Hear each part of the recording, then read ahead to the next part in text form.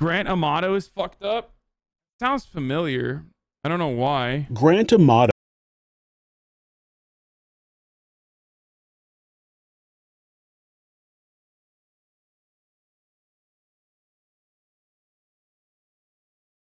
Dude, I don't know why everyone's saying sort by most popular. Yes, I already did that. You're telling me something I've done already, okay? Okay, this one looks good. Luca Magnata. You said you were really tired then? I think it should be easier to get through now. No, Amato had been struggling to get his life back on track after a pretty rough year. This is like Stephen Miller on crack, or rather, Stephen Miller on more crack than he actually is on. When his family members began working to cut him off from the love of his life, he chose to do whatever it took to spend more time with her. This is Monsters.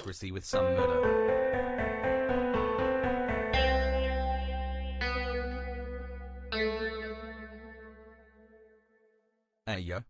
Grant Amato was one of 3 sons of Chad and Margaret Amato. When the parents met, Margaret already had a 3-year-old son named Jason, and after the couple married, Chad adopted Jason and he officially became an Amato.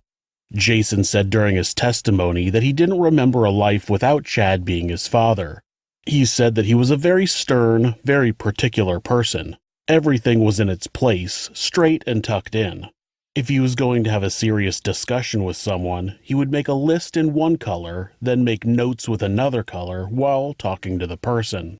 Jason says that his father could get overly angry, but he had never seen him be physically abusive to anyone in the house. Chad was a pharmacist who worked in a conventional pharmacy role before he started working for a call center where people, such as doctors or other pharmacists, would call in to get pharmacy instructions. Chad was described as being very focused on the future and what he worked for, and he was stressed about the cost of a second home they owned in Tennessee. Chad had purchased a house with at least 4 acres in the mountains, about an hour away from Gatlinburg, to move to when he and Margaret retired.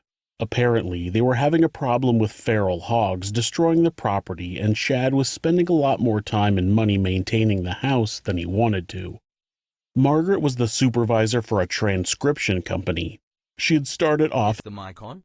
Hello, test 1 2 3 test 1. They got feral hogs, brother. Let me tell you something. This is precisely how every bad story starts, okay? That's why you need a fucking wait, hold on. Oh, I need to play the video, dude.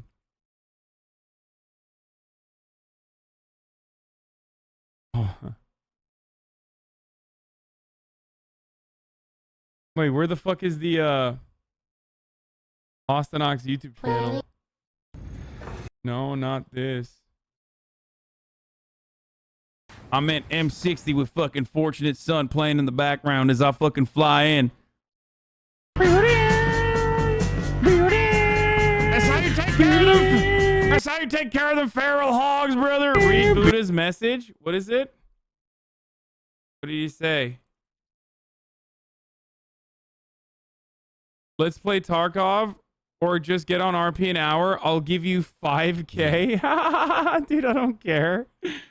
Oh, Jesus Christ. What's good, dude?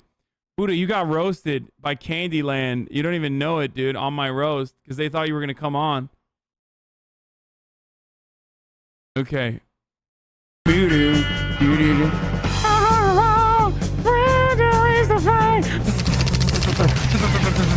Hell yeah, brother. Yeet, yeet. Get a goddamn bazooka for these fucking hogs, brother. My favorite part's coming up. It ain't me. It ain't me. I'm no Senator Sawyer. Okay. I love the part where I'm a baby. It's just my favorite part of that video. It's so good. It's like with the little head bob. It ain't me. Look, it ain't me. Look at this, dude. I'm a little baby, dude. I don't know why. I think it's the bangs, maybe. I don't know what it is. It's like, it ain't me. I'm no Senator Sawyer.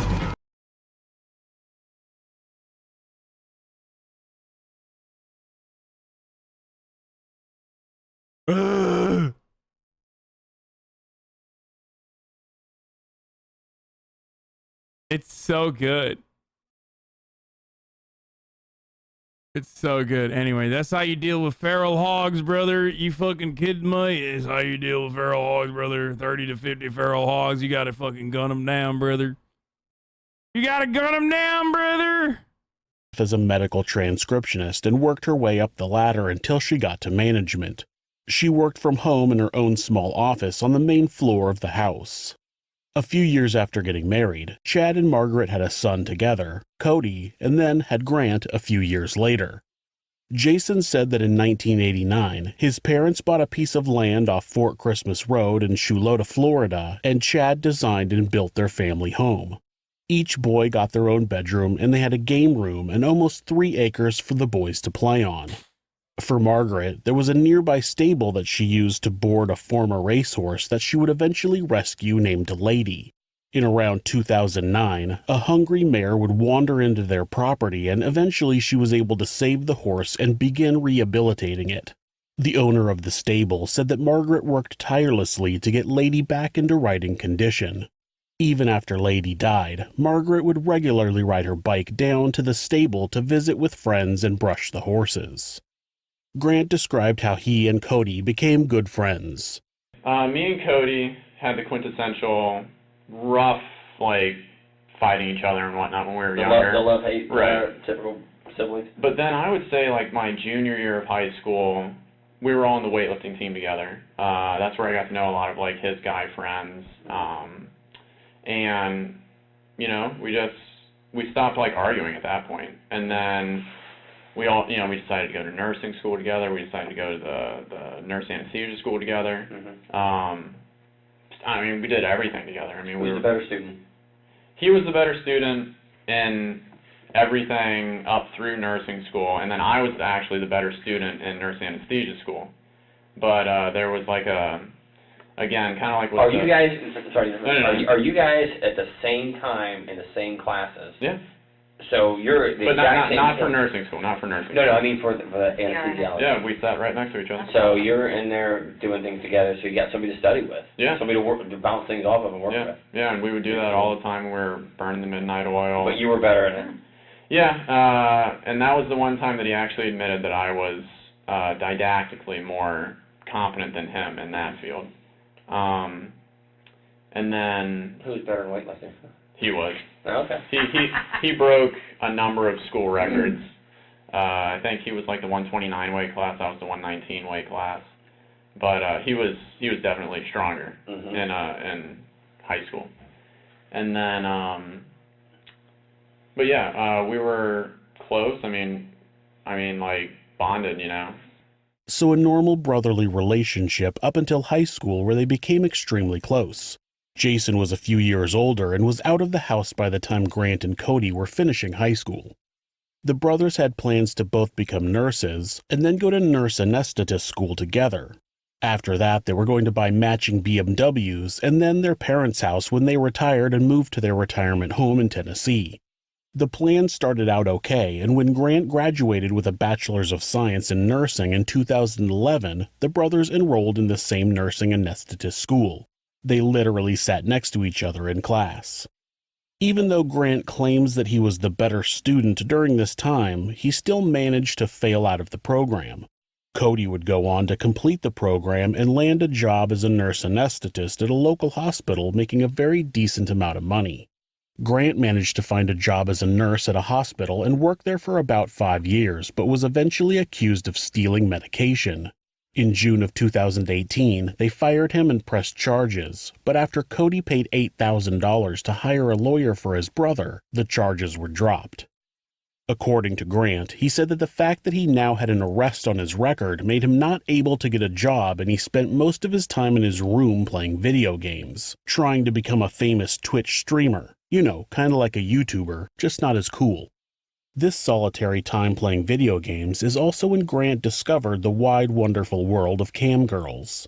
He said in an interview that the first time he talked to a cam girl, the first one was a woman named Sylvie who operated out of Bulgaria. He immediately fell in love with her. Are you fucking kidding me, dude? Are you fucking kidding me? Okay, Hey, fuck Hassan, this. you are good Okay, dog how fan. about that?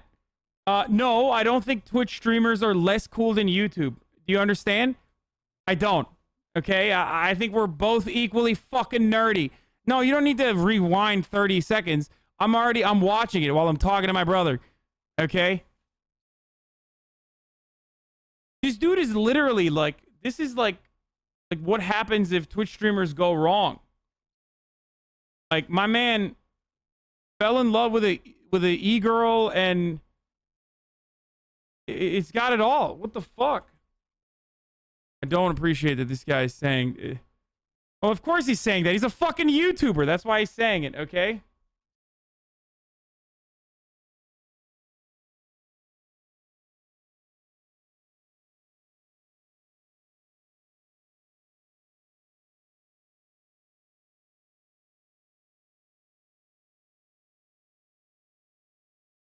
with her and began believing that they had a special relationship. Wait, JCS did a Grant Amato video too?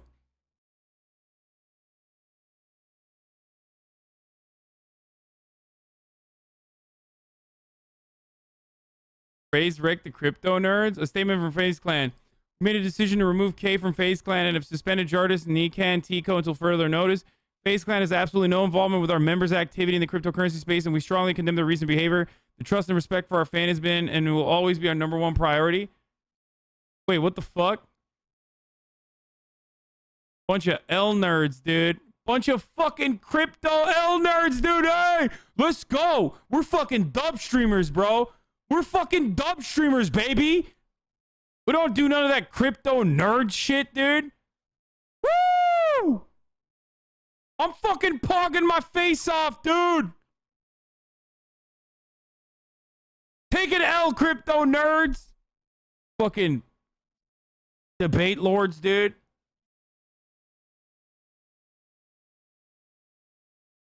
Can't wait for the FaZe coin to come out. I mean, outside of the fact that he was literally paying to talk to her. How much was he paying, you might ask? Well, he's gonna tell you. How much do you think you spent on this? Because it seems kind of pricey. Yeah. 90 tokens and $5,000 for how many tokens? No, it's $600 for 5,000. For 5,000. Yeah. Okay. So how much do you think you spent on this? Probably close to like $200,000, I'd say. $200,000? Yeah. And where'd the money come from? Money came from me, my brother, and then my dad. Did they know where the money was going to?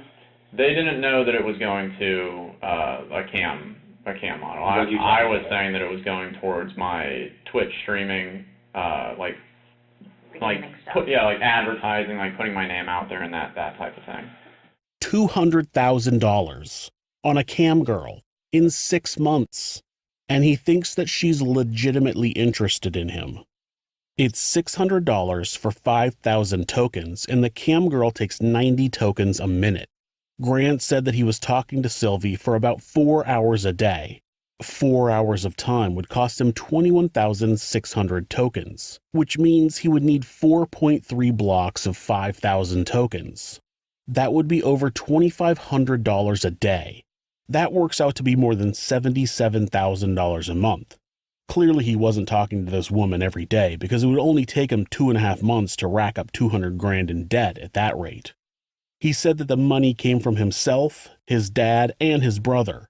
He was telling them that he was buying advertising for his new Twitch streaming business, but he was really spending it all on a cam girl. On top of the money it even took to talk to Sylvie, he was leading her to believe that he was rich and successful. In the world he lived in while talking to Sylvie, he already drove that BMW that he had dreamed of with his brother years earlier. In order to keep up appearances, he would send her lingerie and sex toys to use during her performances. After the credit cards that Grant stole from both his father and Cody got maxed out, he would just lie about promoting his Twitch stream and steal more credit cards. Unfortunately, Grant's family members did everything they could to keep the young man out of trouble, but all that did was enable him to continue his behavior. Eventually, Chad and Cody looked into the charges and figured out that Grant was spending all of their money on a cam girl. They started restricting Grant in ways they thought would keep him from talking to Sylvie, but he would always find ways to talk to her.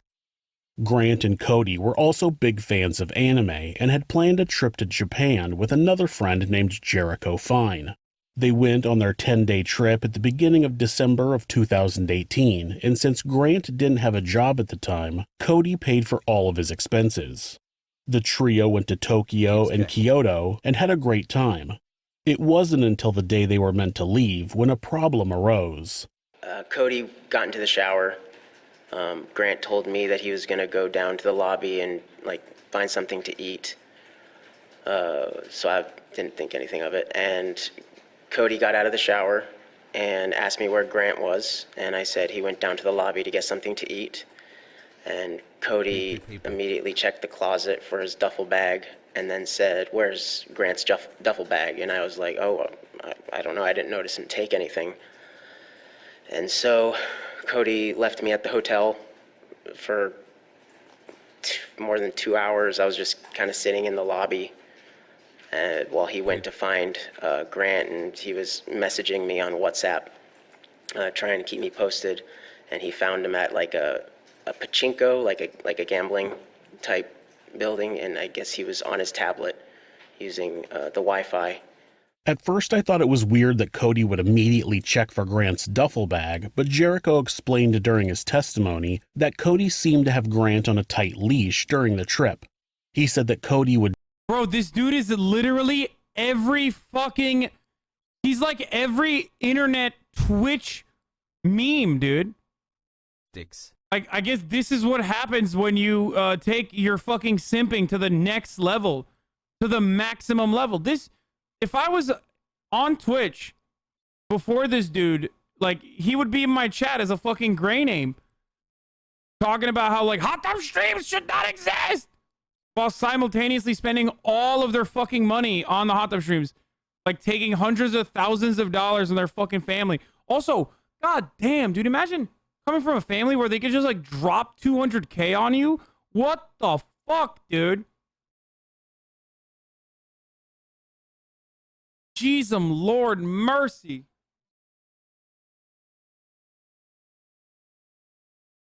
Would never let Grant get too far away and would yell at him, "Get back over here."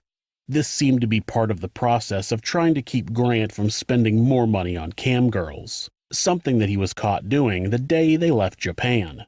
It wasn't until later that Jericho discovered how Grant had paid for his time with Sylvie that day in Japan. I was out to dinner, and I went to pay for the dinner with the Discover card, and it had been frozen. So I contacted my father, since it's a family account, and he sent me a screenshot of three charges on the Discover. One went through, and then the other two were denied, but they were for my free cam tokens. Grant had stolen his friend's credit card number in order to buy tokens to talk to Sylvie before sneaking off to a place with Wi-Fi. This dude wasn't just being selfish to talk to a girl, he had a serious addiction. When the boys came back from Japan, Chad began pressuring Grant even harder about getting a job and repaying some of his debts. After an argument with his father, Grant left their house and didn't tell anyone where he was going. Jason said that he ran away during his testimony, which just sounds wrong to say about a 29-year-old adult, but that's essentially what he did. Family members reported him missing and told the police that he was depressed and that they were afraid that he might hurt himself. Margaret said she got a text from Grant saying he was, quote, really tired of everything, end quote, and, quote, just going to handle it his own way, end quote. It turned out that Grant had gone to his Aunt Donna's house and she let him stay there for a few days. It wasn't long before she started seeing charges on her bank account that she didn't make. When she realized that it was Grant who was stealing her money, she wanted to press charges, but Chad and Margaret begged her not to. Cody ended up repaying his aunt the money that Grant had stolen. At this point, Grant had stolen from his father, his brother, one of his best friends, and his aunt, and Chad had to remortgage his house in order to cover $150,000 worth of Grant's debt. Donna said that Chad had told her over the phone, quote, "Yeah, I'm going to have to work a few more years than I thought I'd have to, but it's okay. I'll do it for Grant. I don't want him to go to jail," end quote. 13 months. All because he was addicted to a cam girl. The family made some calls and found an addiction recovery facility that would take him. On December 23, 2018, Chad, Margaret, Cody, and Jason all went to Donna's house early in the morning and had a sort of intervention for Grant. Cody took charge of the situation and talked to his younger brother about his obsession with Sylvie. He told them that they wanted him to go to a facility and talk to them about it. They just wanted things to be better for him. Grant initially got angry, but eventually gave in and got into the car with his father, mother, and Cody. Jason didn't go with them to drop him off at Cornerstone Recovery Center in Fort Lauderdale, Florida. It was the last time Jason would see his father or Cody. Grant was supposed to be in a 60-day program at the recovery center, but he was released after 12 days. According to him, the counselors said that he was just in a little rut and didn't need to be in a full program. It seems as though he minimized his addiction to the cam girl, because if they knew exactly what he would done in order to talk to Sylvie, they would have put him into an addiction program with no hesitation. Cody ended up paying $15,000 for Grant to have a spot in the program, which wasn't utilized. During his interview with police, Grant said that he thinks the facility refunded $3,000 since he didn't stay the full 60 days, but wasn't sure if Cody ever got the refund. Once Grant was back from Cornerstone, Chad had created a list of rules that Grant needed to follow in order to stay in the house. I guess I would call it like an ultimatum. Some options that were... Bro, I literally physically cannot comprehend how you get addicted to paying for cam girls. I do not understand how this man had to go to a rehab facility. Like, I guess there is a thing, but I literally don't understand how it's a thing. It doesn't make any sense to me. That, like, cooming is... You can coom to this way. Like it doesn't... It's a very real and serious thing. I don't get it, dude. Because they acknowledge them. I mean, but like... Kink shaming, Puggo. Shut the fuck up! Shut up! Yeah, I'm kink shaming, motherfucker. If your kink is literally findom to the degree that you're like destroying your family, yeah, your kink should be shamed. Okay? What the fuck? I just don't understand it. It makes me mad that I don't understand it. Porn is fucking free. Like, do these people not recognize that porn is literally free if you want it?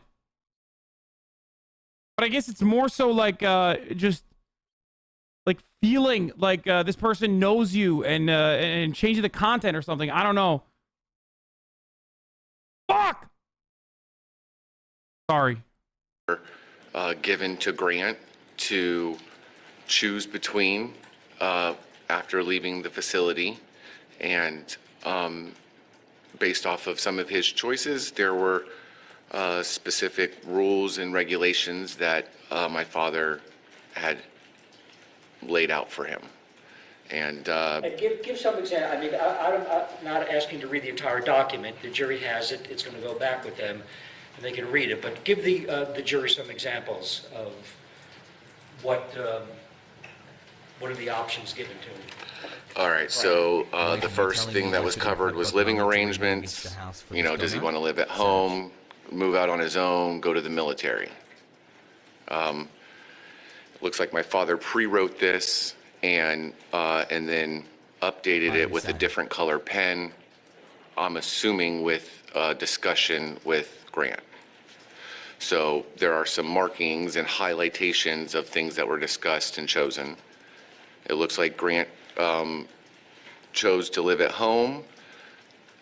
He understood that the family would not cover or pay any current remaining future debts, etc. It goes on to say that, you know, some rules are no post-midnight internet use, no more all-nighters online, limited TV, install a new AT&T modem, for logging, wireless, and hard traffic use. It says that he terminated his current phone and set him up with a new phone that I guess didn't have data or the ability to go on the internet. Some responsibilities where he had to get a job. He had some debts that he had to take care of. No savings. He owed the family some money. Owed the family an apology. It's very detailed. Chad felt like he needed to severely restrict Grant's abilities at the home in order to keep him from getting into more financial trouble. He didn't know of any other way of keeping his son from blowing more money on a cam girl. He even contacted Sylvie in Bulgaria. It states that it informed Grant that they had reached out to this woman to let them know, or to let her know some of the things that Grant had been saying weren't 100% true, and that he wasn't allowed to communicate with her anymore based off of those lies. Unfortunately, it sounds like his mother wasn't as strict. One of his rules was that I wasn't allowed to talk to the woman anymore that I had been talking to. But I guess you could say behind the scenes, my mom would let me talk to her through her cell phone using Twitter. And, you know, she would tell me, like, look, you have to keep it just basic, because if you say anything or if you entice anything or do anything like that, it might lead her to say something to, like, my dad or something like that. Because, how would she get in touch with him? Because apparently when I was in Cornerstone, my dad told her, because he had, like, hacked my computer or something like that, and then he found everything. Is he electronics guy like you and your brother? Except he's more of that, like, hacking level, like, able to do all that stuff. So he had found, you know, like, just the stuff that was related to her. And then, you know, he erased my whole entire computer. He put a password on it. So it's like, even when I came back up until Thursday, like, I wasn't able to go onto my own computer to look at anything. He's treating you like a small child. Right. And rightfully so. I mean, spending that amount of money, I was acting childish. I can kind of get it. Grant is fully aware that what he's done is wrong. He knows that he should feel that way to not look like the bad guy to these detectives, but Grant doesn't really care that what he's doing is wrong because he's an addict. He has to find a way to get his fix, and eventually, Chad finds out that Grant has been talking to Sylvie, and according to Grant, he kicks him out of the house.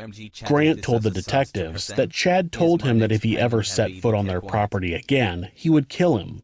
During his interview, his first version of events has him leaving the house between 9 and 9:30 p.m. So I left, and then... What time do you think you left about? Oh, God. If it's 6:30, the argument started, how long do you think before you left? I'd say, like, 9 or 9:30 or so.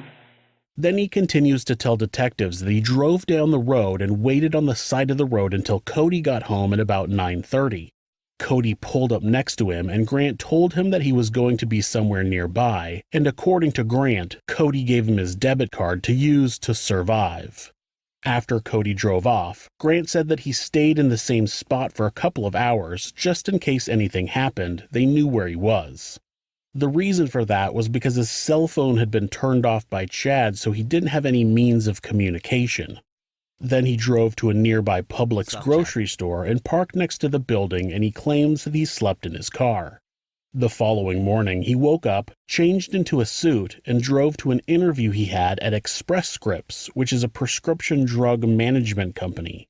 His interview was at 10 a.m., and afterwards he went to a Verizon wireless store to try to get his phone turned back on. They told him that they couldn't help him because the account was in his father's name. He then tells detectives that he thought about going back to his house, but only drove down the road in his neighborhood and changed his mind.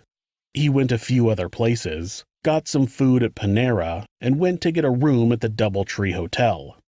The detectives brought up how he was paying for things, and Cody's debit card came up again. I had used Cody's card to pay for one of my bills that was outstanding. It was just one of those from that site. It was just like a bill that had backed How much up was from that? there. It's $599.99.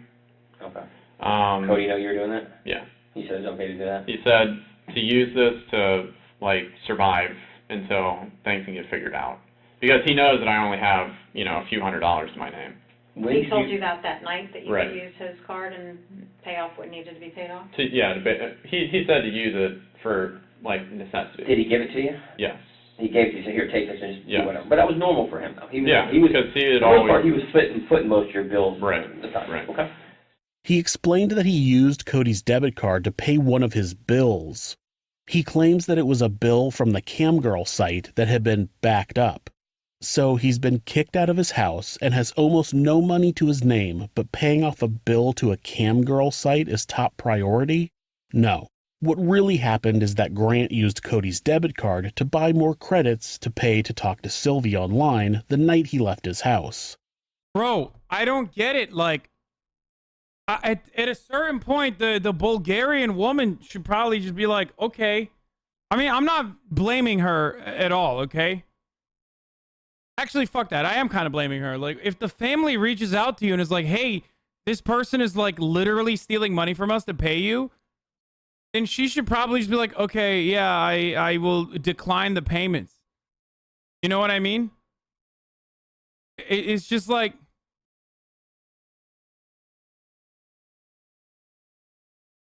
The girl this guy sent all this money to changed her name on the campsite and carried on acting like she never knew who he was or what he did and banned people that even remotely brought it up. Yeah, I mean, she's kind of a dick too, to be honest. And you guys know I love sex work. I'm pro sex work all the fucking way. And at first I was not going to defend her at all. Or at first I was going to defend her up to the point where the family reaches out to her. And anything beyond that point, you're kind of a fucking asshole, dude. You're literally an asshole. I mean, you are. You are a piece of shit if you do that. She's Bulgarian. This doesn't concern her. Listen, if I said some shit like that, you'd say that I am being racist towards Bulgarians as a fucking Ottoman Turk, okay? Just because she's in Bulgaria doesn't mean that she has no fucking soul, all right?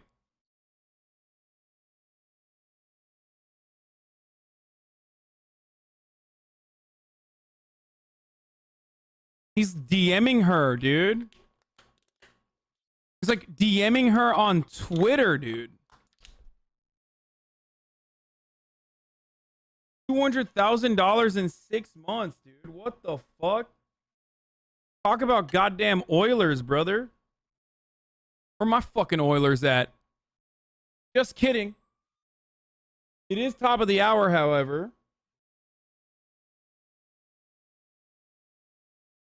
Which means that, you know, fuck the Oilers. This is a joke, but it is top of the hour, so there is an ad break coming right now. I missed it at 5 because I was too busy cooking up absolute fucking delicious, goody curry chicken in the kitchen.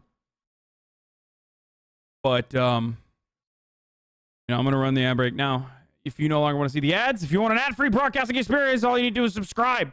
But don't steal your fucking parents' credit card to do so. Okay? You psychos. You fucking sickos, you. You can subscribe for free with Amazon Prime, though. By connecting your Amazon Prime to your Twitch account, you get 1 free Prime subscription.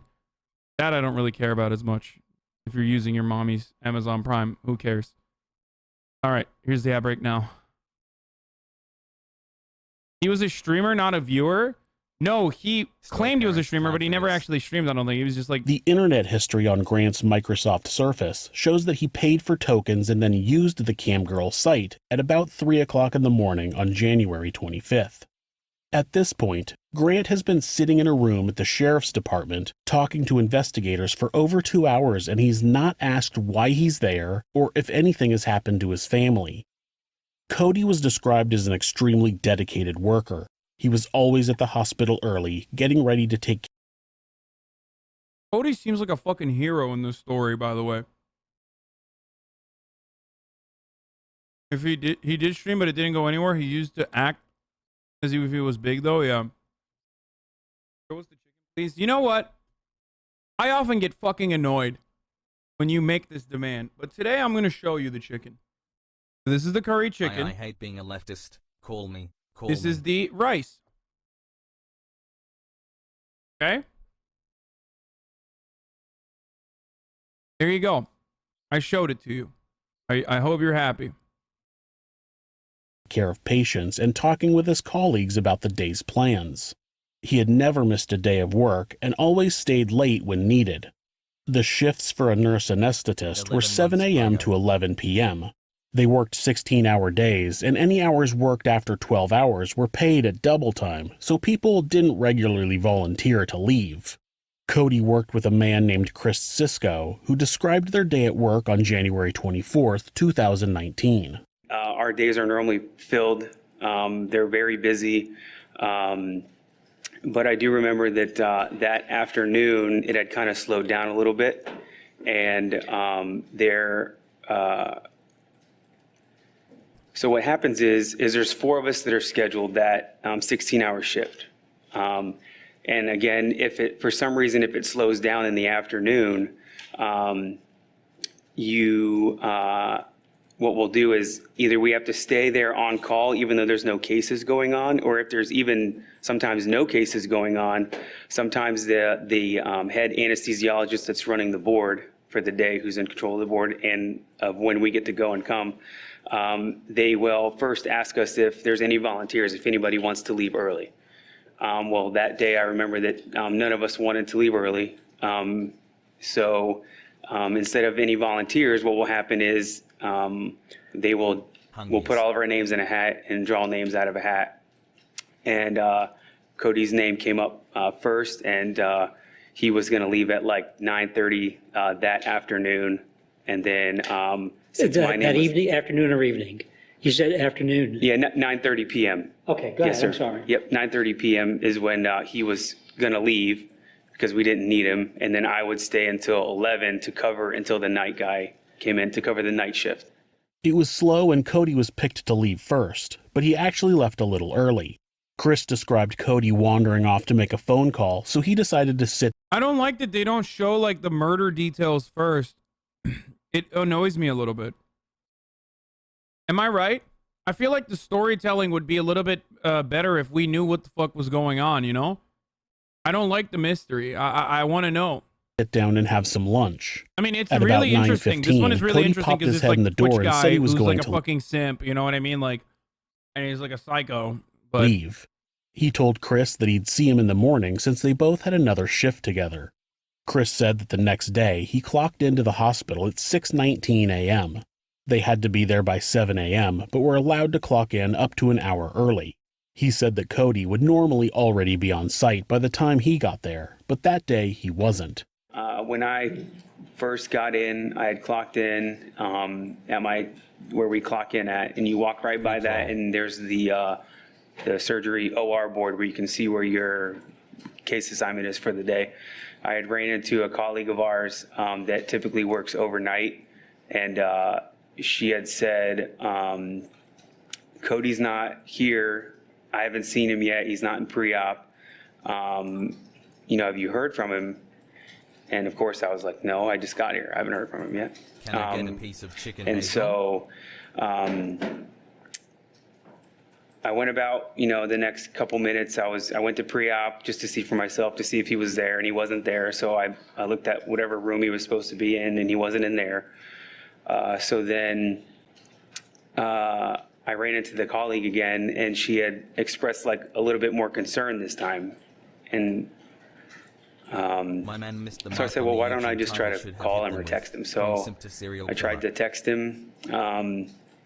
And I know that when Cody has an iPhone like I do, and I know that when you have the iMessage, that Cody was when literally you send a text king message, among men.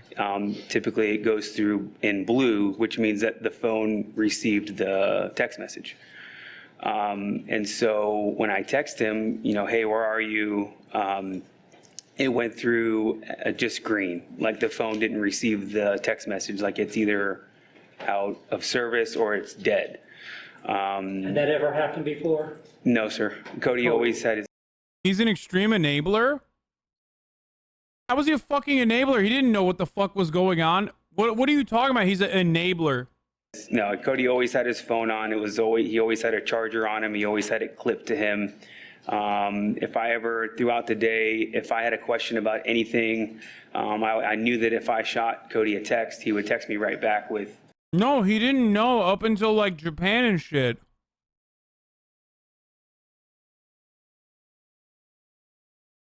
The mom. If there's anyone who's an enabler, it's the fucking mom, dude. You know, advice or whatever. So then when it went through green, it was concerning. So I thought, well, maybe I'll just try to give him a buzz. So I tried to call the phone, and it went, rang a couple times and went straight to voicemail. To explain to anyone who hasn't used an iPhone, if you send a text from one iPhone to another, it will actually use the Apple software iMessage, which is now just called Messages. The same text will also pop up on your computer if you use a Mac. The text bubble in the app will be green when you're texting through Messages. If you text a non-iPhone, it will just send it as a standard SMS, and the text bubble will be blue. At the same How the fuck does this dude not know? I love that he wanted to explain something so simple, a concept that like most people who have Androids know, and then he ended up failing. same time, if an iPhone user texts another iPhone user and the phone is off or it's out of service, the text bubble will appear blue because the iPhone sending the message can't confirm that the recipient is using the message's service. Chris made a few other calls and nobody had heard from Cody, and since it was now past 7 a.m., Chris called 911 and asked if they would perform a welfare or wellness check.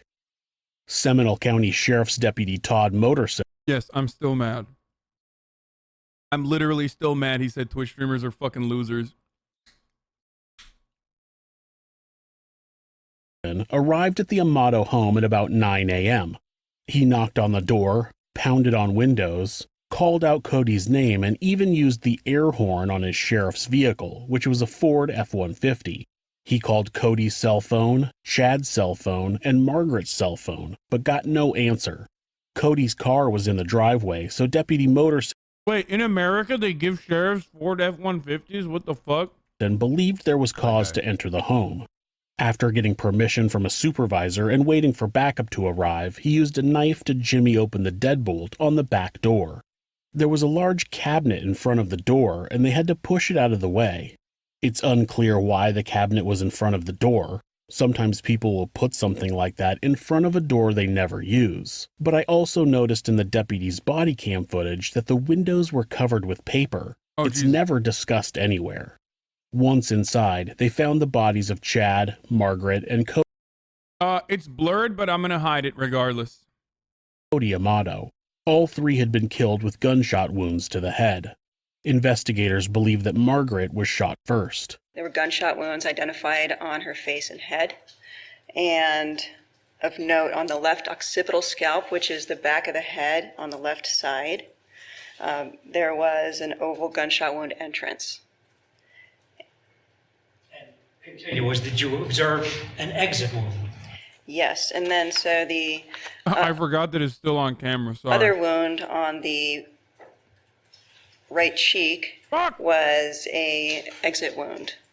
Margaret had been sitting at her computer and someone came up behind her and shot her in the back of the head. This is insane, dude. You can't really tell, but it's blurry, but oh my fucking god. Like, he literally murdered this person on... What I'm going to describe to you is basically what it is, right? What happened in front of me. He's paying for attention just like people pay you for a fake friendship, Hasan. Oh my god. Is this dude alright? Dude, should I ban you? People pretend to be your friend and make feel part of a group for money is shitty. Twitch streamers, all of them. Hashtag free Britney. You're going to be able to afford a one-way ticket to the Musk's Cuck Farm on Mars. Hasan, shut the fuck up. Women on easy mode. Women on easy mode. He's paying for attention just like people pay you for a fake friendship.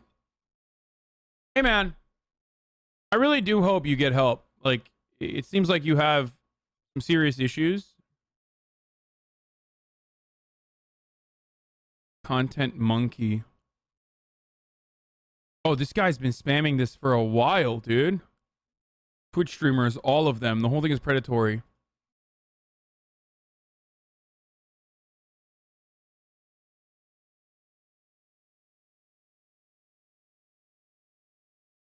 Wow.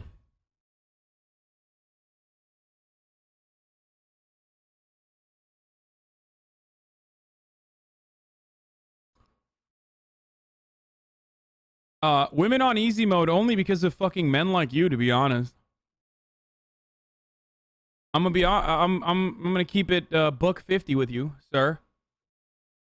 Like, because you're such a fucking weirdo dweeb lord that any like above average looking dude who isn't a complete psychopath immediately at first sight is seen as like a gem. So I guess thank you for that. And here, that's, you can't really see, but like I was saying, it's she was sitting on her desk. The last activity on the computer was at 4:44 p.m., January 24th. It was believed that Chad was killed after he got home from work at about 5:30. So beginning on the back of the right ear, there's a gunshot wound entrance. And this one was associated with some kind of abrasions on the back of the ear. And it was focally lacerated, or it was the skin was torn.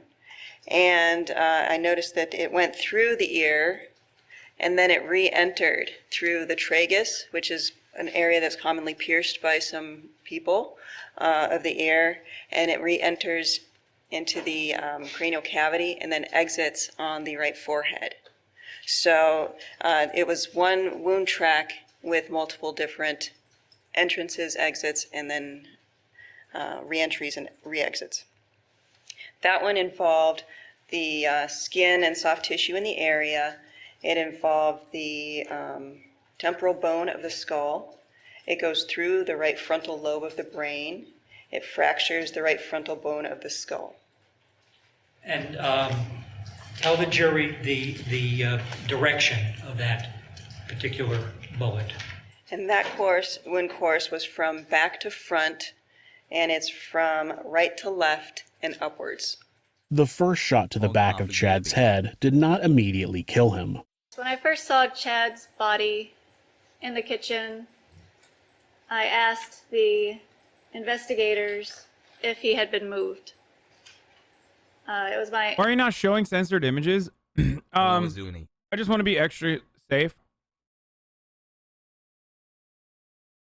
Like, obviously it's all censored, so it's still fine. I just still want to, instinct that he was not in the correct position or in the position that he had died in. Based on my training and experience, his taking in the entire crime scene, the blood patterns, the it's like 33, 40. movement in the blood in the kitchen, it seemed that he was not in the same positioning as he would have been at the time he died. And I'm going to show you again, states 41. Can you please point out to the jury what specifically led you to believe he was moved? Well, initially, when we arrived at the scene, we knew that there were 2 cartridge cases in the kitchen. However, we only saw the one bullet hole in the top portion of the kitchen cabinet. And that lined up with the blood pool on this side of the kitchen island, so the right side in this photograph. So we assumed, or I assumed, that that shot caused him to fall down. He bled. And then you can see these drops of blood. Everybody's cut themselves and dripped blood. And some movement in the blood. And these palm prints. So it appeared that he was face down and possibly crawling around the kitchen floor. And then he ended up on this side where he bled more and died.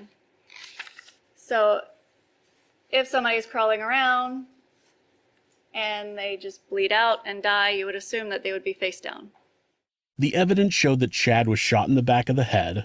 He crawled across the kitchen floor and was shot a second time in the back of the head, but he was face up when deputies found his body. It's believed that Chad was rolled over so that whoever shot him could clip a gun holster to his belt. Christine Snyder, who's the crime scene supervisor. Oh, that makes sense. I was like, why the fuck does he have a gun holster on his belt? For the Seminole County Sheriff's Department, explained why the holster was unusual. The firearm was inside of a holster, which you can see on the screen. The holster had a metal clip, which attached it to the belt. However, it was placed between the pants and the belt, which would make it unstable. The metal clip was on the outside across the belt, and the holster was inside of the belt between the pants and the belt. The gun itself was placed inside of the holster, and it was in this position on his body. Grant planted the guns on his brother and father, make it look like a murder-suicide. There's blood splatter under the holster, which points to it that it was added the body moved after death.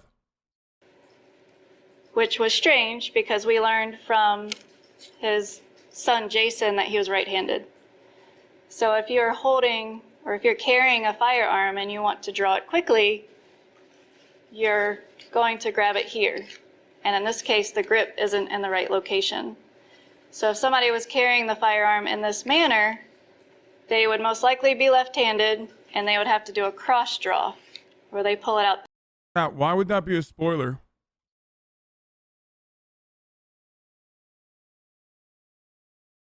It's literally her explaining. It's additional detail on exactly the moment that she's explaining. This is not a very common way to carry a firearm because it's a little bit harder to get to. It takes longer to pull it out. And I've heard of people who are left-handed who shoot right-handed, but it's very not as common for a right-handed person to shoot with their left hand. So normally, if you're carrying a firearm, you would probably put it inside of your pants for stability, especially a large gun like this, and he's a smaller individual. And you would have the grip towards the side. So then you can grab it quickly and pull it out. If you were carrying it the way that he has it, and you're right-handed, you would have to pull it out awkwardly, point it at yourself, and then point it towards somebody to fire it, which just doesn't make any sense. If you were right-handed and you were doing a cross draw, you would carry it on the other side and pull it out this way. But the only way that this is strange. I think some of you have actual mommy issues and definitely women issues. You see one fucking specialist with big boobs and you're like losing your mind. Jesus Christ, dude. Chill the fuck out, chat. For a right-handed person to carry it this way. Not only was the position of the My man literally said, I wish I was that gun. What does that even mean? Think it through. What does that mean? Like, do you wish you were, like, stuck on her belt or something?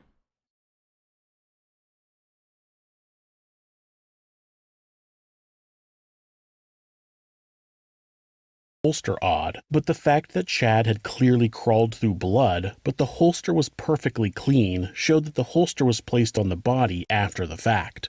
The crime scene analyst also found a drop of blood on Chad's pants under the holster. Someone was trying to make it look like Chad had a gun on him prior to his death. Investigators believe Cody was the last to be shot. So on the right cheek, there's a gunshot wound entrance, and that wound involved the skin, the soft tissue in the area, the right maxillary bone of the face, the right sphenoid bone of the skull. It crosses the midline and involves... You can't even fucking see blood, you idiots. It's completely censored, but I just still don't want to show it to you. the brainstem, and it continued to involve the left cerebellar hemisphere of the brain and the left occipital bone of the skull. Why is this motherfucker always eating? Good question. Maybe it's because you've been here since the election, okay? And you only come in here to react either when there's like a big news story that's happening and you want like the main political commentator's reaction, or because you come in here once a day when I end up eating food, because I intermittent fast and I eat at the same time every single day. It also happens to be at the same time that I'm watching, you know, bubblegum style bullshit react videos.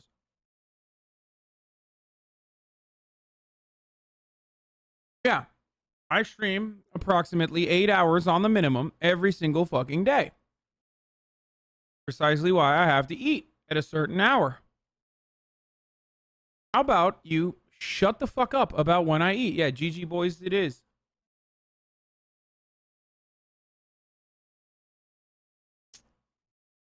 Makes me so fucking annoyed whenever people are like, oh, you're constantly eating, you're constantly eating, you're constantly eating.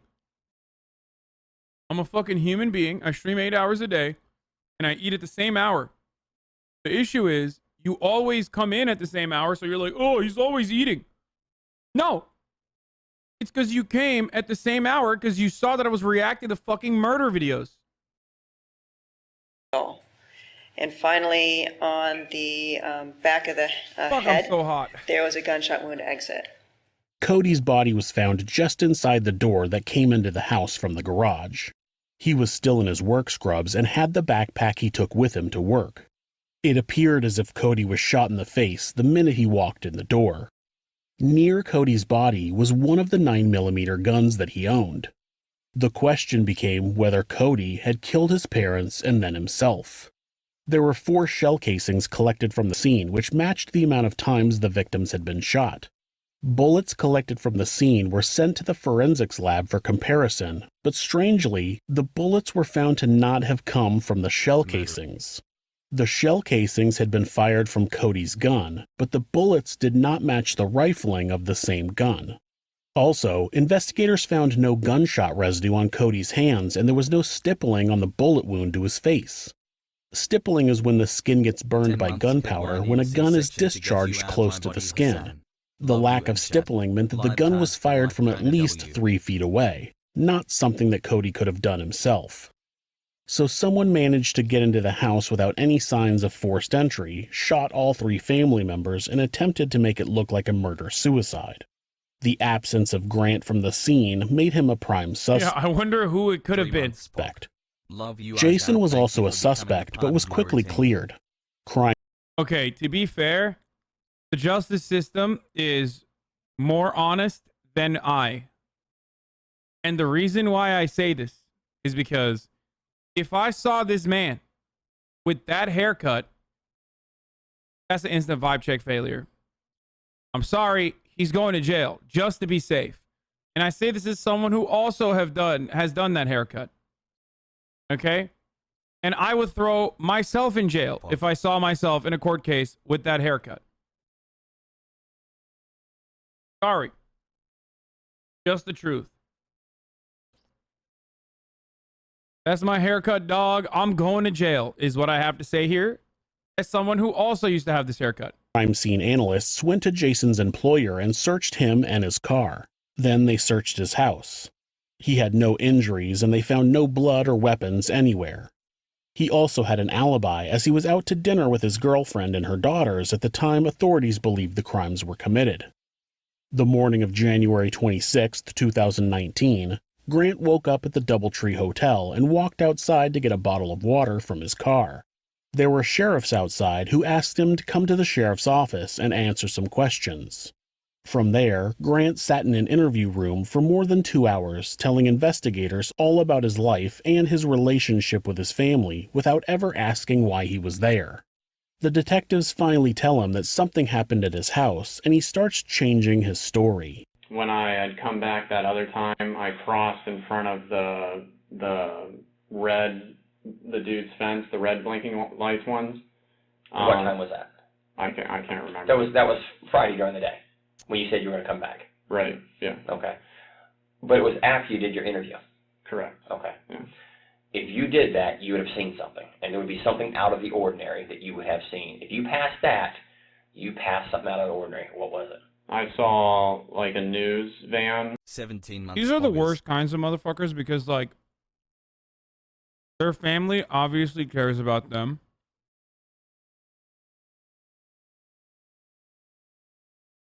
They have enough money to try to help him. And he's still relentless. Like, he's like, nah, fuck that. Like, I'd rather reveal my life story to a fucking cop after I've done murder Send to a goddamn therapist at an addiction facility.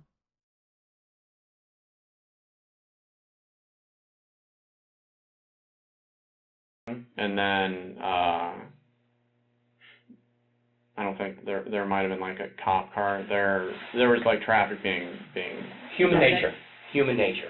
What do people do when I go back to my old neighborhoods? And I've lived a couple of places in Central Florida in the 23 years I've been here. I see something major going on. I get on my phone or I get on my computer. Sometimes look. I wonder what's happened by my neighborhood. And look. Did that even spark your attention? There's a digital footprint of where I went on my phone. This right here phone, they can tell me I looked at these maps on my phone because it's on there. Right. The memory's there. You can't delete it. You can't. You came back to the neighborhood. You saw some things that are really out of the ordinary. Right. And I don't believe for a second that you thought that I'm not going to look what's going on. What happened to my neighborhood? I mean, I didn't search it up on anything on any of the devices that I have. Bro, how'd this guy not make it on Twitch? He's bald already.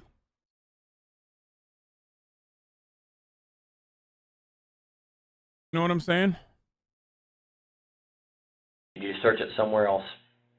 On when I had gone to the Panera, I searched for like top stories. Bald, addicted to e-girls.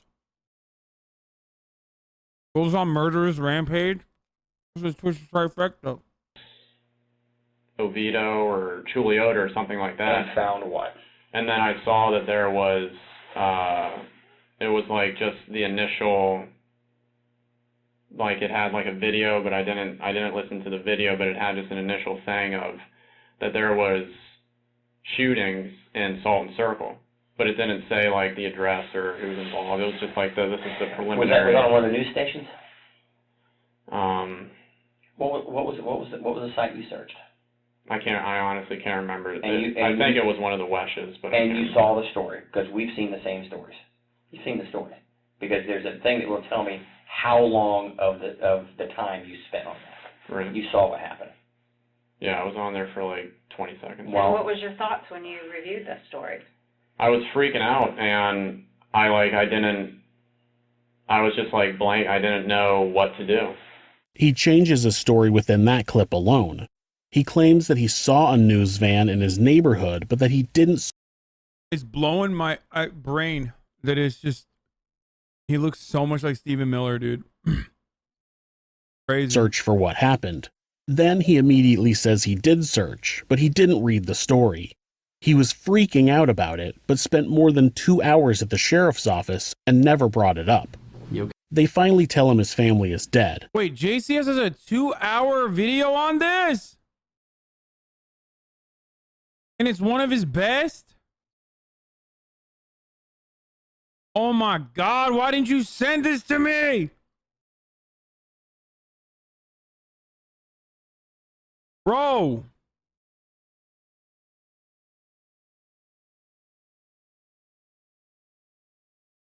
I know someone said it and I read it in the chat and then they never fucking told me anything else.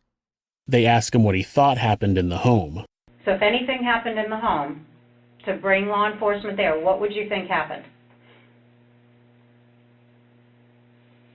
That there was a shooting. Between whom? I don't know.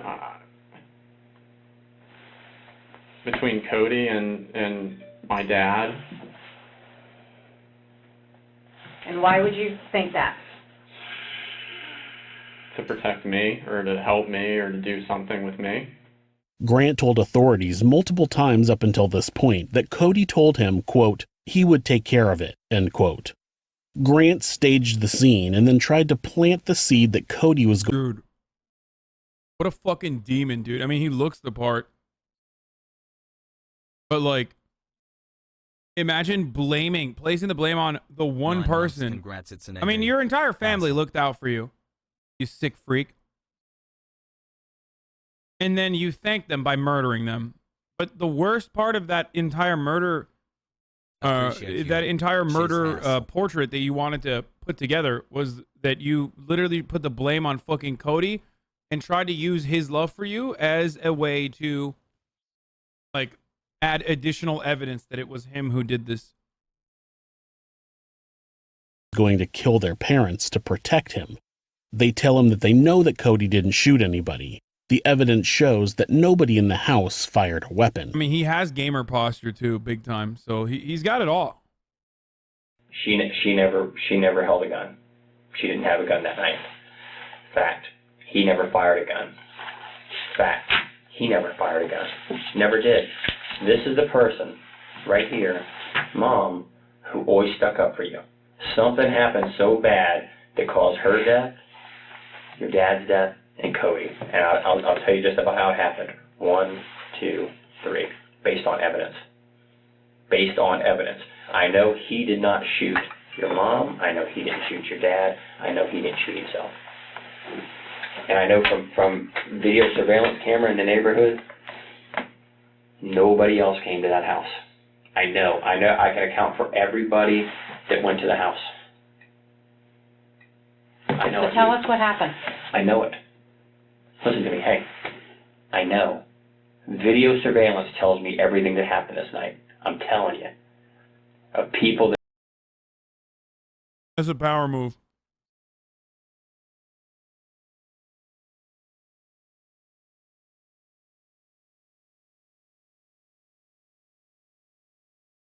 He's got him so fucking dead to rights, he's just like leaning in and physically touching him.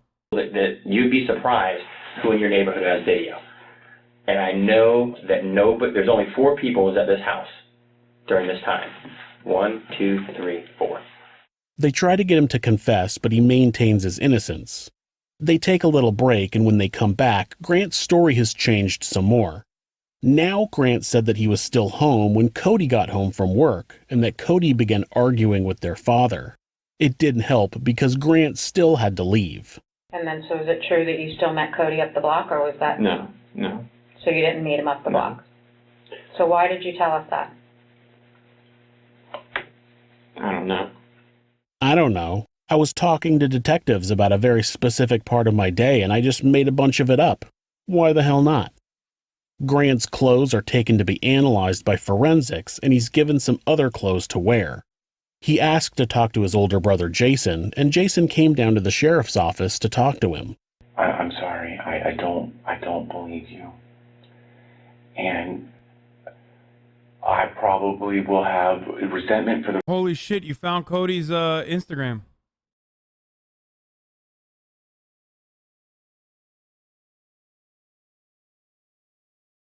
God damn.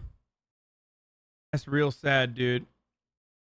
He went to the deer park in Nara. Like, he's got all the photos from Japan, their Japan trip.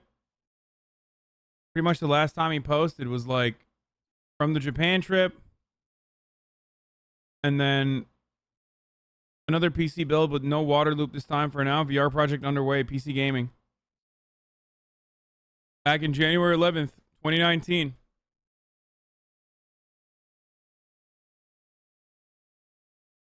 That's real sad.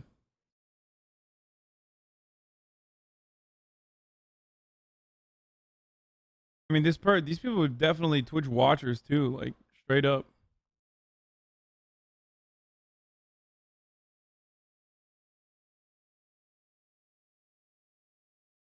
The rest of my life, whether you did it or you didn't do it, but I need closure.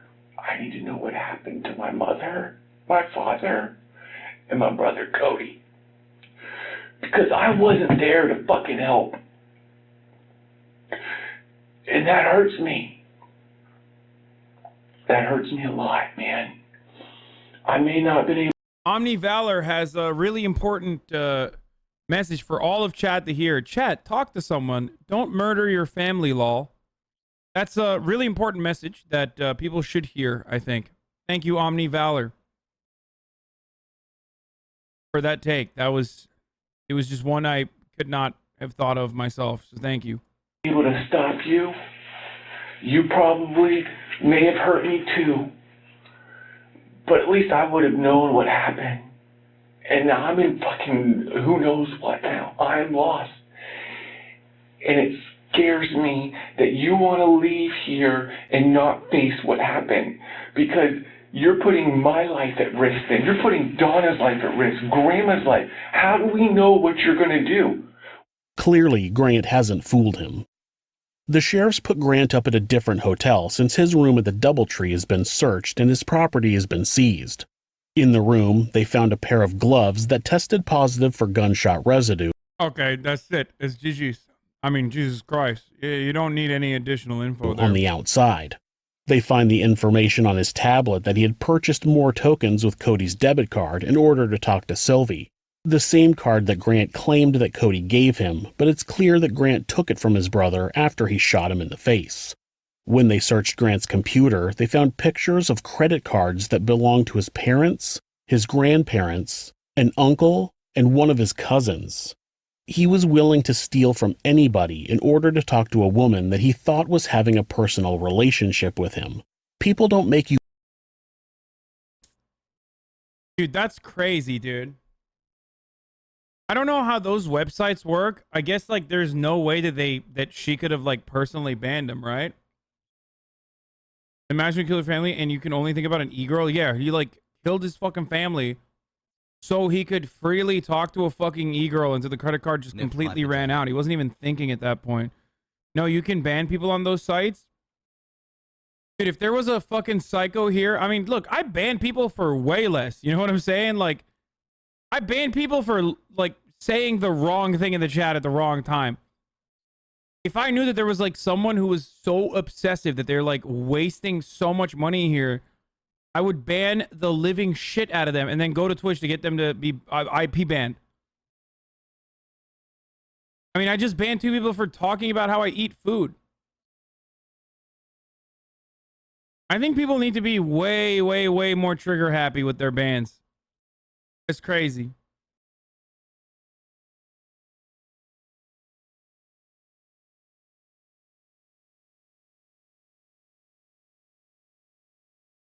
She got 200K off him in months. The cheddar was good, dude. Dude, there is no amount of cheddar to be such a fucking piece of shit like that, dude.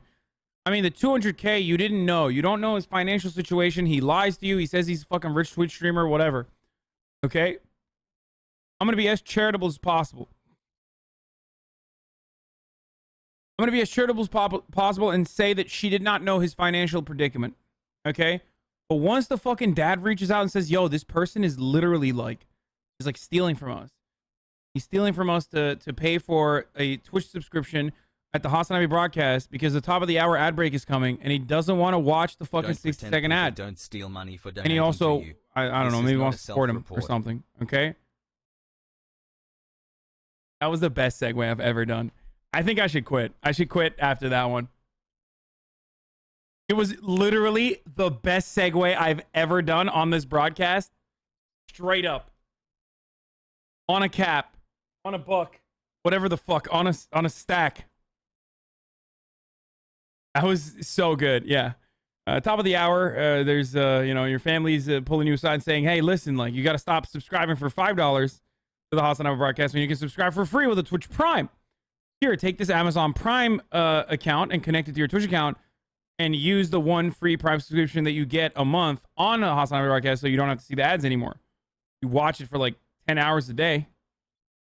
You know, you might as well do that. Or if you don't want to do that, then you can just, you know, use a ad blocker or a VPN. Another thing you can do, you know. But anyway, here's the ad break now.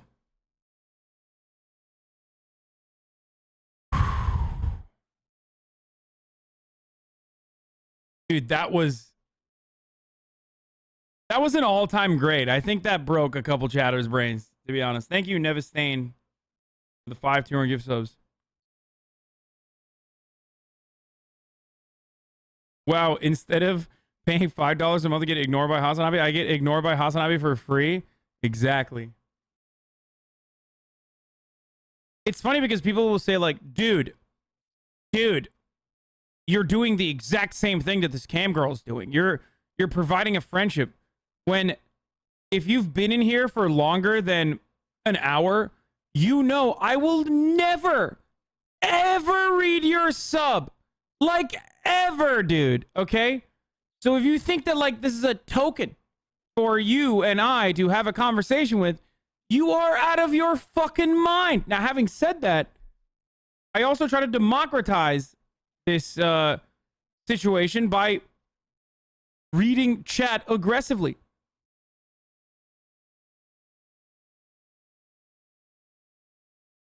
I'll sub if you read it. Man, shut the fuck up. Too late. You've already fucking subbed, and I didn't read it. 13 months, not a single comment read? Yeah, well, I just read that, so shut up. If you say something funny, I will read it. Say something annoying, I will try to avoid it, but sometimes I will read it.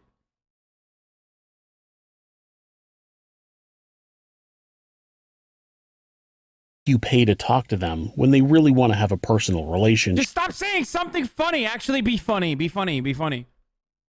Writing something funny is not what I mean. With you. The search of his computer also included logs that a USB drive had been plugged in at 11:32 p.m. on January 24th and unplugged at 12:27 a.m. on January 25th. They showed that Chad's iPhone had been plugged into Grant's computer at 11:39 p.m. on January 24th. It was unable to connect to the computer because it would have needed prior permission, so it was unplugged. Then the phone was placed into recovery mode and plugged back into the computer at 11:43 p.m. the same night. There had been a search history on Grant's tablet about how to unlock an iPhone. The logs of Chad's iPhone showed that the USAA Bank app had been unlocked using a fingerprint at 12:08 a.m. on January 25th. No. The defense actually brought this up, thinking it was a way to show that Chad could have still been alive after investigators theorized that they had been killed. Dude, are you fucking kidding me, dude? Yo, he had the worst. Yo, look at my lawyer, dog. I'm going to jail is literally this, okay? If that is your defense, dude, you are so fucked. You actually, You can what also the get fuck? Twitch Turbo to disable ads on all channels. What a stupid way to defend. Actually, like the dumbest defense of all time. I think what they really showed was that Grant had pressed his dead father's finger against the phone so he could log into his bank app. One thing that investigators didn't find was any evidence that Grant looked up news about what had happened in his neighborhood. One of the only things he said that was true was that he didn't look up the news after seeing the news van in his neighborhood. He only said he did because he thought it would make him seem less guilty. Investigators found a note in Grant's car that he cleaned and used his dad's thumb to add himself to the bank account so he could send her $600 after he had murdered them. Dude, actually, actually Volcano, dude. What a fucking low-life scumbag, dude.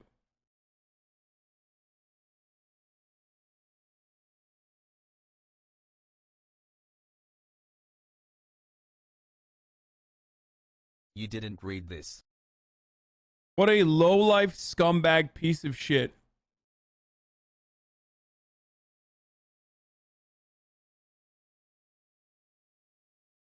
Lol. It read as if Cody had written it. It said, "Grant, I'll take care of all your problems. I just need you back. I can't live without you. I said I'd take care of all your problems at the house, and I have. No one will bother you again regarding this. Just please come home. I can't take this again. If you think I'm part of the problem here, then I've really lost you, and I can't take that loss after everything."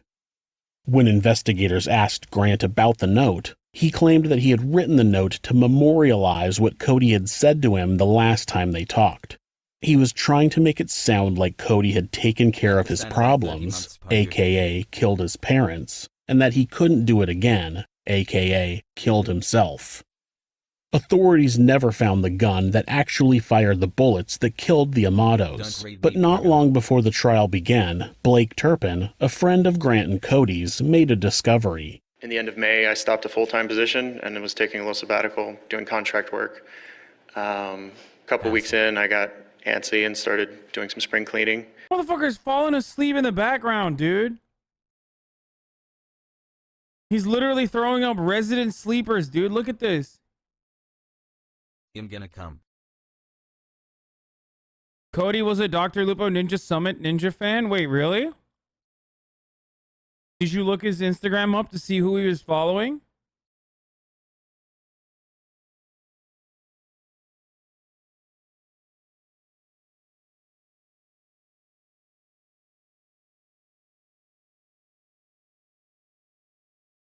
Unionized chat.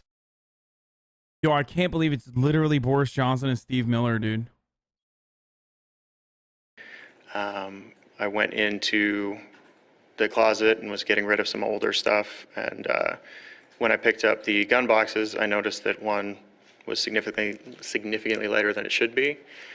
I opened it up and noticed the firearm and one of the 2 magazines it came with were missing. Now, did you happen to notice if any ammunition was missing? I did. As I continued to go through the closet, I noticed the basket. Like I said, when you buy range ammo, it tends to do bulk. So usually I buy 1,000 rounds, and they come in little sealed bags. Notice how everyone in this story owns a weapon, by the way. Any ad, but only 10/10 segues, dankies, easy clap. What the fuck is going on, dude? Why does everyone have a gun? Like, literally every person in the story, mom, dad, dog has a fucking gun. What the hell is going on in Florida, dude? Hey, we love our guns so much, we bought our gun a separate gun. Brother, I feel safe, don't you? One of those bags had been kind of picked open, and I went through and double checked, and there were 94 out of the 100 rounds still in the bag. I checked the whole closet, moved the shelf under it, didn't see anything lying on the floor. But just so we're clear, the bags themselves, they're not like Ziploc. Are they Ziploc bags? No, they're kind of like heat sealed, closed. In order to open it, you actually have to tear the... Correct. And throughout your years and times you've been shooting, have you ever yourself tore a bag open partially like that and taken out just a handful of bullets? No, the ammo that I buy that comes in those bags is, like I said, just cheap, ranged, repackaged ammo. So when I go to the range, I would take the little ammo can, which is, the little bucket, and if I needed to put more, I'd open the bag, dump the whole thing in. I do have a concealed carry gun, but I don't load it. Dude, America is such a strange country, dude. It really is. Like, everybody has a gun, and it's just totally seen as like a normal thing. It is actually so wild.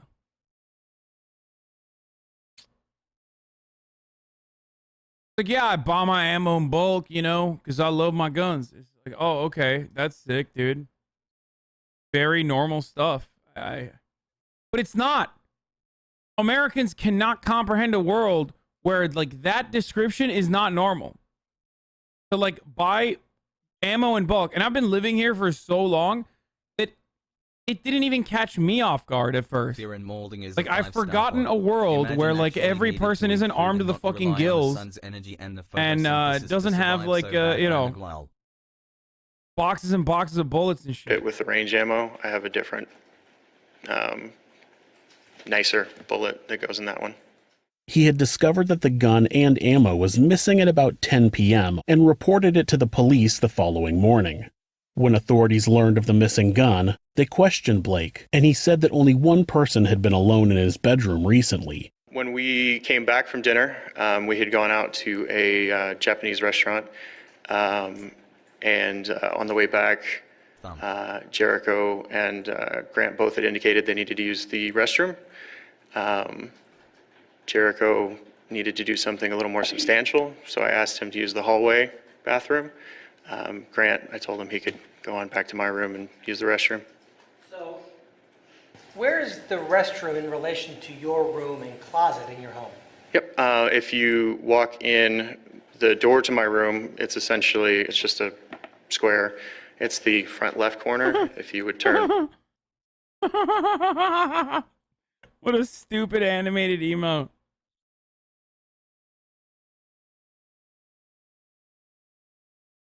Right immediately. The next thing you'd find is the closet door, and just past that is the bathroom. And so in order to go to the bathroom, one would have to enter your room. Correct.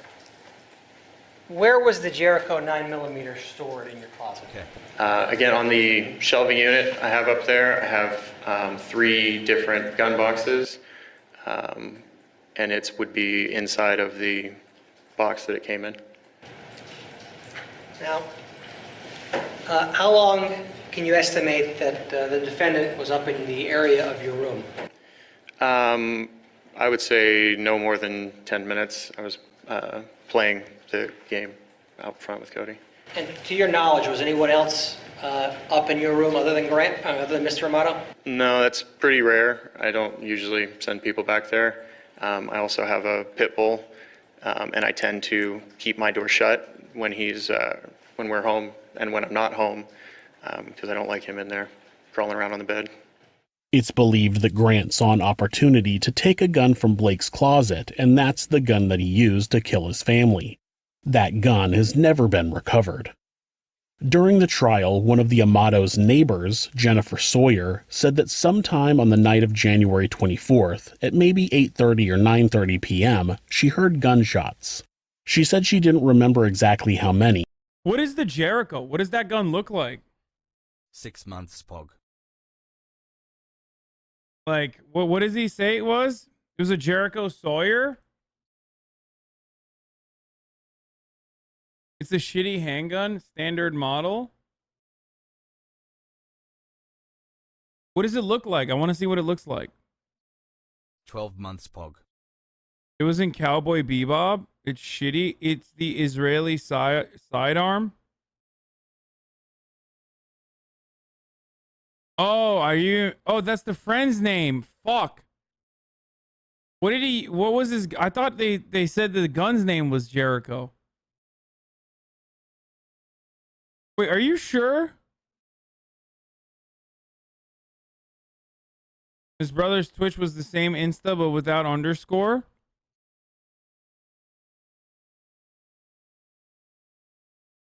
Oh, shit. Yeah, he was. He was a Ninja fan, a Nick Merckx fan, a Tim the Tatman fan, Dr. Lupo fan, and Summit fan. That's crazy.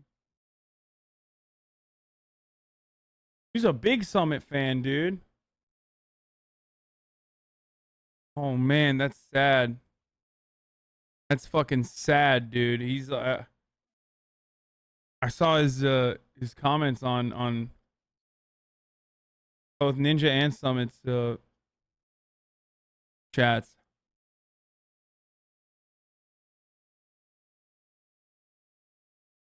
Wait, it was a Jericho. It was a Jericho. Why are chats such fucking gaslighters, dude? Dude, fuck you. Absolutely fuck you, chat. Fucking fuck you, dude.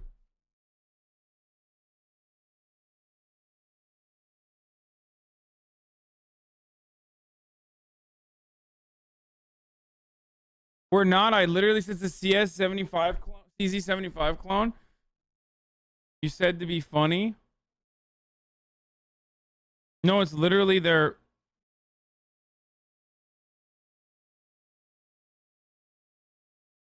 Did he actually say it's his friend's name, or did he actually say the gun was a Thanks for 9 months of great content, Hassel. I don't care anymore. But it was less than 5. She said she brought... Price Gum is starting shit over the rose. He's coming at QT now. To do what? Is he gonna fucking get her? Is he gonna get his fans to like get her to be banned again? Please don't do that. That's so fucking whack, dude. Seriously.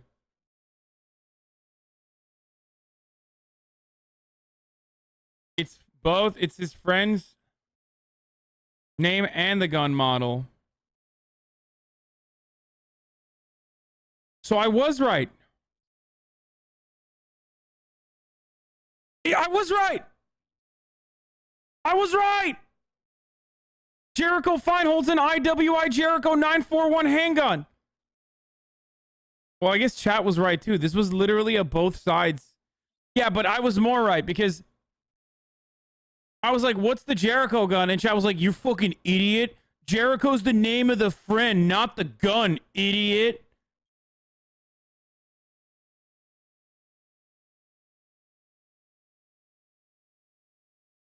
Both sides, but I was more right.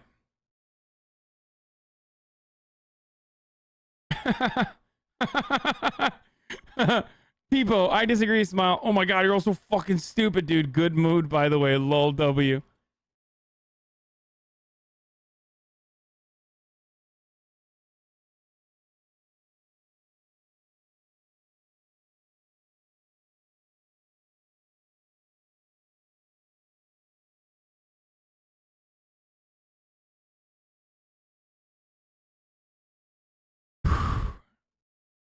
This was fun. This was a fun little stun lock that ended up with me being right.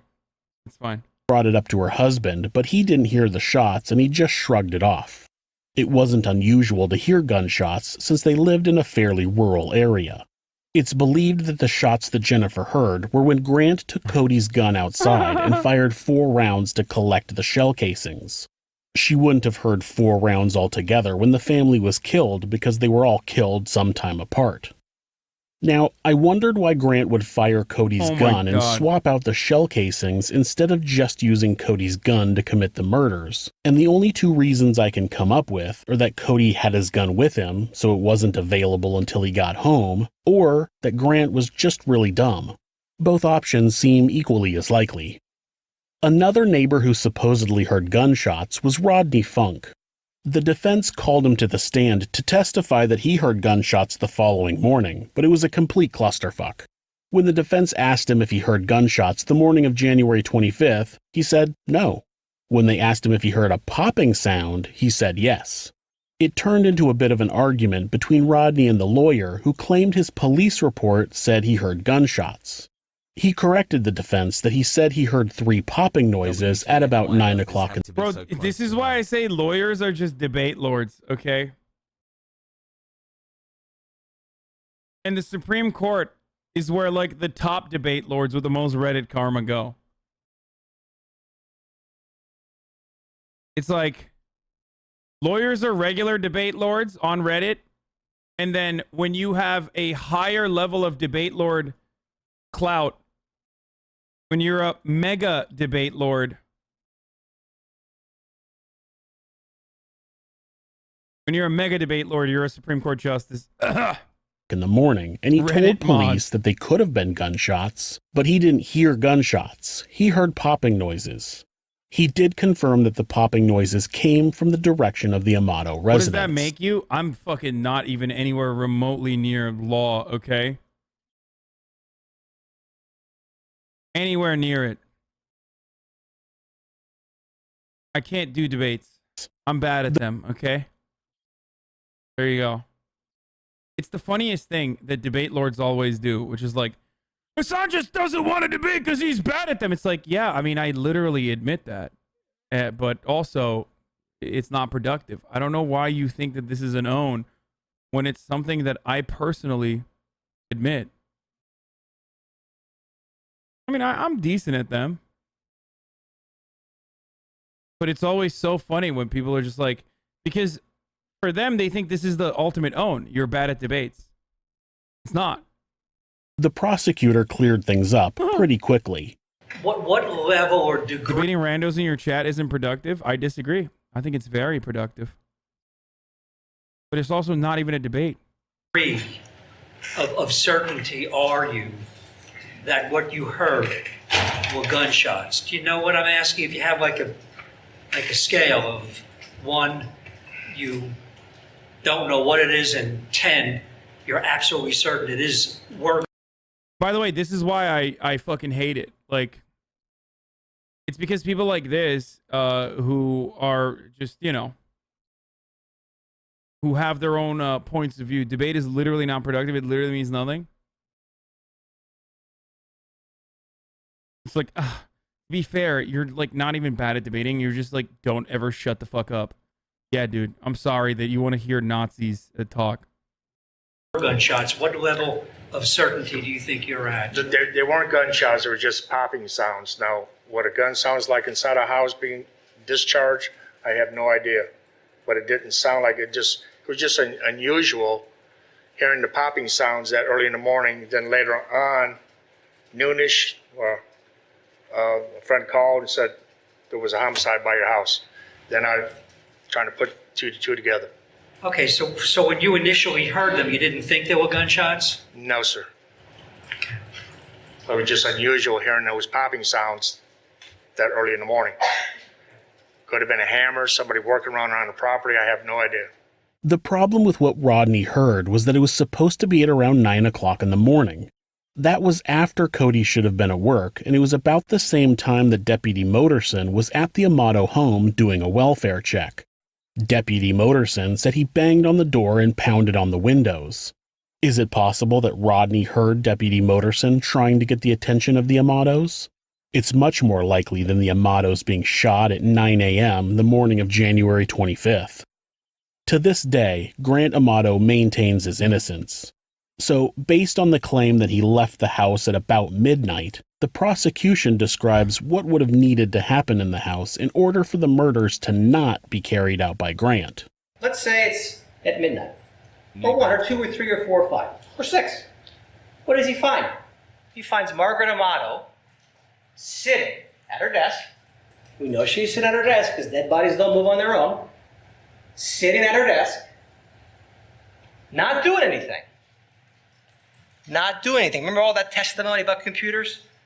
The last time a human being touched that computer was 4:44 p.m. Remember that? 4:44 p.m. So that means Margaret Amato had to have been sitting at that desk. Where am I at now? Midnight? 6 hours. Just sitting there. Doing nothing. Intruder walks in, pops her in the back of the head, puts a bullet hole right in the back of her head. Now, to play devil's advocate, she could have done other things for 6 hours and then just happened to sit back down at her computer when she got killed. I mean, it's possible. Then... Okay now, dead bodies don't move themselves. So let's go to the next one. Let's marry me even. Chad the dad. Chad the dad's in the kitchen. Now, let's talk about that. Somehow this intruder kills Margaret, runs across the other side of the house to where Chad is still wearing the clothes he was wearing when he left work. Remember that video at CVS? He's wearing those jeans, the black shoes, the white shirt, the white socks, and I think it was like a gray shirt, or gray-brown shirt, right? With his lunchbox by the floor. So sometime between midnight and 6 a.m., Chad is standing in the kitchen with his head facing up to the cabinet.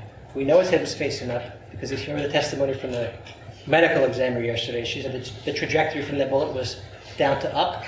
So what is that inference? Well, I mean, he did such a piss poor job of trying to hide it that the defense really had no defense.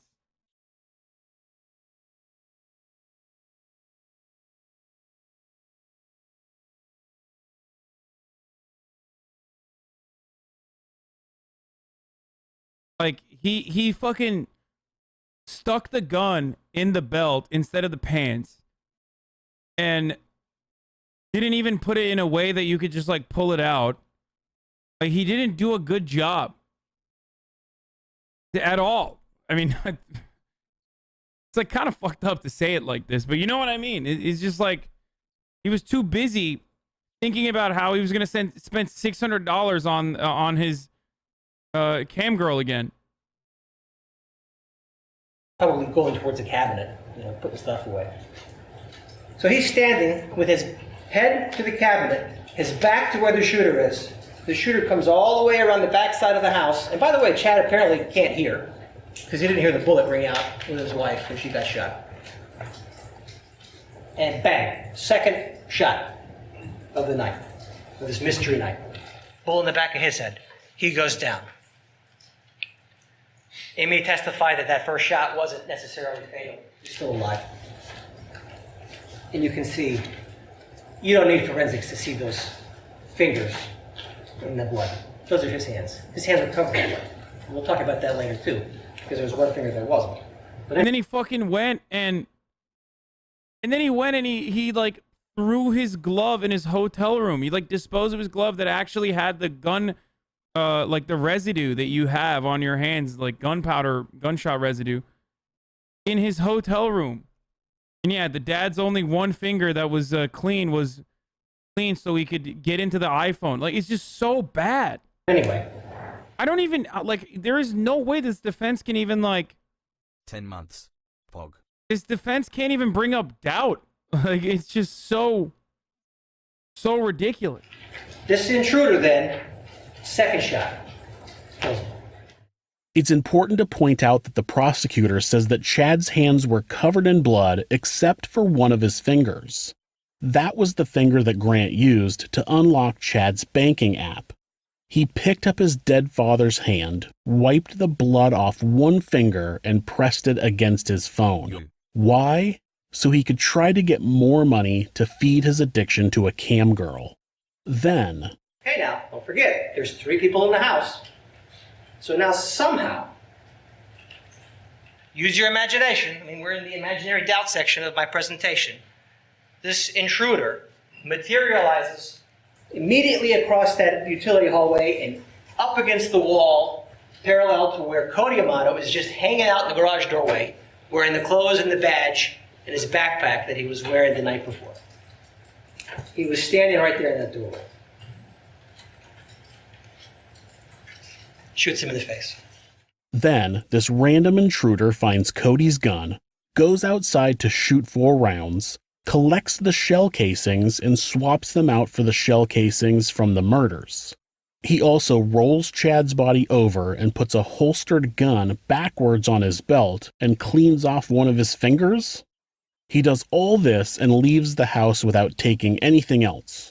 He doesn't take any firearms, no computers, no wallets, no video game systems, not Margaret's diamond wedding ring, nothing. Just kills 3 people, does some weird shit to the scene, and leaves. The other thing that I think points to Grant as the murderer is the chicken. Grant told detectives during his interview that his mother had taken some chicken out of the freezer to defrost for dinner before he was kicked out of the house. If he left the house and everything was fine, why was the chicken found on the counter by investigators the next day? Why didn't the chicken get cooked, put back, or thrown away? There's no... Oh my god, dude, literally 1 IQ. Like, he thought that that would absolve him or something. Like, did this fucking idiot not realize how this works? Damn, this is called the chicken technique, backseat murderer. I mean, oh, what a waste of good-ass chicken tendies, by the way. That's no reason for that chicken to have not been cooked if Grant didn't kill his family members earlier in the day when authorities... I'm never not thinking about chicken, to be fair. ...theorized he did. The fact is that he killed his mother and father before dinner time, which he said was usually around 7 p.m., and he killed Cody as soon as he walked in the door. And because of it, the chicken stayed on the counter and never got cooked. Grant Amato was found guilty of 3 counts of first-degree premeditated murder. He was eligible for the death penalty, but the jury wasn't able to come to a unanimous decision. The judge sentenced him to life in prison without the possibility of parole. Of course, Grant Amato's defense lawyers have filed an appeal to the conviction, citing 10 little nitpicky complaints about decisions that the judge made during the trial. I haven't found any news of a decision by the District Court of Appeals, but the whole thing seems pretty weak. If you're the victim of domestic abuse, please reach out to someone for help. Please call the National Domestic Abuse Hotline at 1-800-799... Shut the fuck up. Are you serious? There's a video this guy sent to the cam girl on YouTube? No shot. All right, Sylvia, look at me. I am outside going to check the mail, and I'm asking you if you can please, pretty please, send me one of your videos. I love it so much when you just send them to me. Yeah, I don't like buying your stuff. It makes me feel weird. Could you please send me one though?